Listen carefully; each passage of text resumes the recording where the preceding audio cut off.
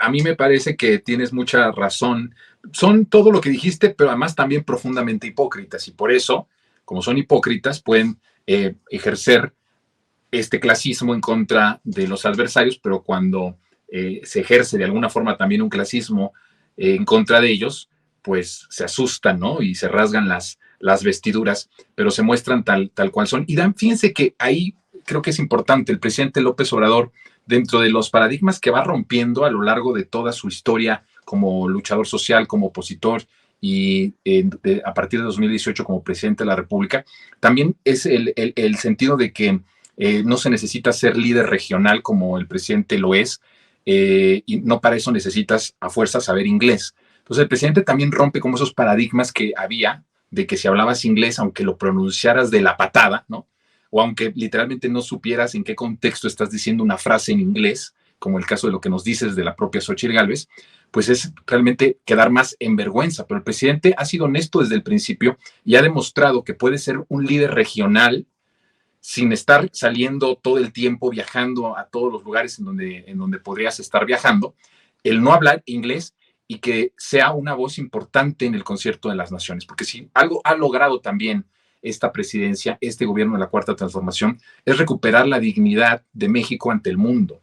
Y eso lo hizo un presidente que no sabe hablar inglés y que no le da vergüenza decir que no sabe hablar inglés y que se pudo posicionar como un líder regional sin ese requisito que ellos tienen, porque son un requisito que ellos se pusieron para ser presidente o para ser estadista. Imagínense, ¿no? Que para ser estadista tengas que hablar inglés. Imagínense ustedes. La mayoría de los expresidentes han sabido hablar inglés y no han sido precisamente estadistas. ¿O cómo lo ves tú, mi querido Mercurio?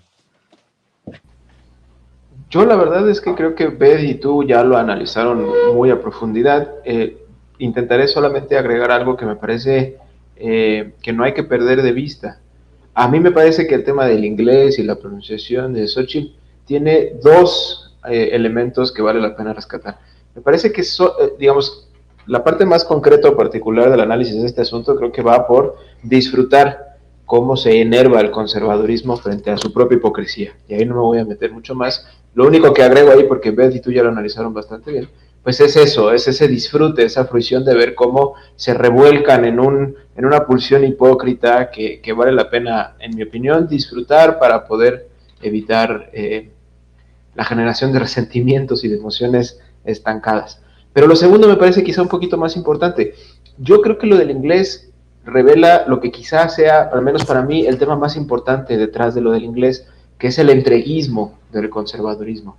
No era nada más un gustito el hecho de que ellos se inclinaran porque sus líderes supieran inglés como un requisito para gobernar. Me parece que más bien habla de algo mucho más profundo y sintomático, el conservadurismo desde el siglo XIX con Maximiliano.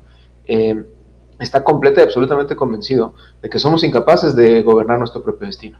Y por lo tanto, una parte fundamental de la hipocresía que conforma la ideología conservadora es este entreguismo chafa en ese entonces a los imperios europeos, ahora al imperio estadounidense, y que se demuestra en este tipo de pulsiones y de requisitos fantoches que nada aportan realmente a la vida democrática de México. Eso me parece que es lo que principalmente deberíamos denunciar en el tema. El entreguismo de Xochitl para ir y decir lo que de hecho dijo en Estados Unidos, que me parece mucho más grave que sí, la pronunciación.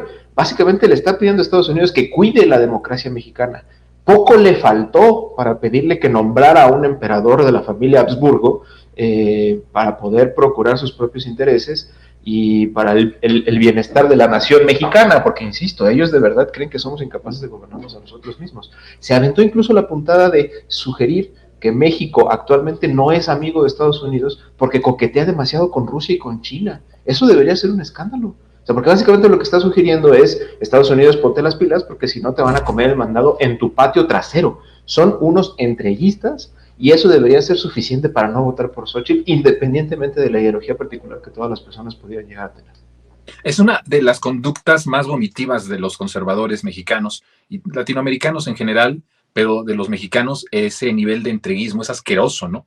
Y justamente Ulises se da esta frase y esta entrega de pedirle prácticamente que nombre a alguien que cuide, que no descuide la democracia mexicana, como si tuviéramos que depender de que ellos cuiden nuestra democracia y que ellos cuiden quiénes son los gobernantes, prácticamente que ellos los elijan, se da en el momento en el que hay un paralelismo interesante. Del otro lado del bloque de la transformación con el presidente López Obrador, una batería de reformas constitucionales para justamente lograr la soberanía energética, por ejemplo, nada más en ese caso, no hablando a detalle de las otras, solo en el caso de la energética, recuperar la rectoría, hacerla constitucional, que volvamos y ser preponderante la empresa, la Comisión Federal como parte esencial de nuestra seguridad nacional, al mismo tiempo que Xóchitl Gálvez justamente en Estados Unidos estaba pidiendo la intervención de Estados Unidos. Además de que si ustedes lo analizan de una manera mucho más cruda,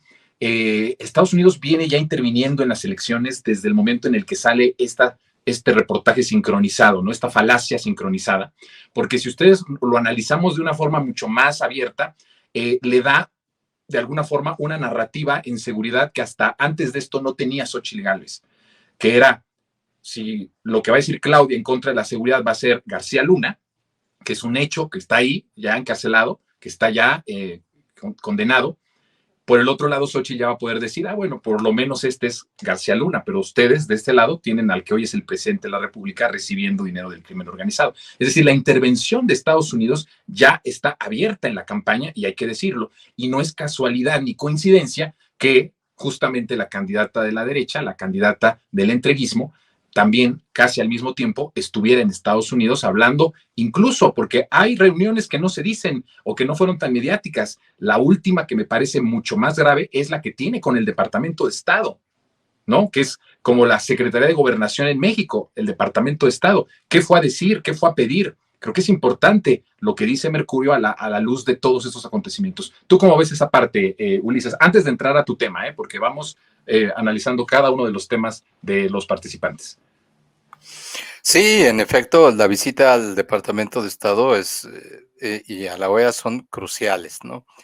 Al Departamento de Estado, pienso yo que los Estados Unidos tienen el panorama bien claro para ejercer su hegemonía sobre nosotros, como están acostumbrados a hacerlo, incluyendo con un gobierno de corte más nacionalista crítico, como le digo yo, no nacionalismo ramplón, sino nacionalista crítico desde el punto de vista de lo que busca en el nacionalismo y la soberanía es el bienestar de las grandes mayorías y una mayor justicia social, y no solamente una identidad patriótica fundamentalista, radical o socarrona como la pueden tener muchos norteamericanos de repente, ¿no? Entonces, aún con un gobierno de un nacionalismo crítico como el que tenemos en este momento, se las han arreglado para darnos patadas en el trasero, como sucedió con Trump y el asunto de los migrantes.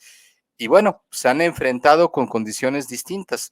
Sin embargo, repito, tienen el panorama bien claro, y no es tanto que ellos vayan a dejarse convencer por lo que vaya a decir Xóchitl Gálvez, por lo que vaya por el discurso de sumisión que le va a entregar, como está sucediendo en este momento.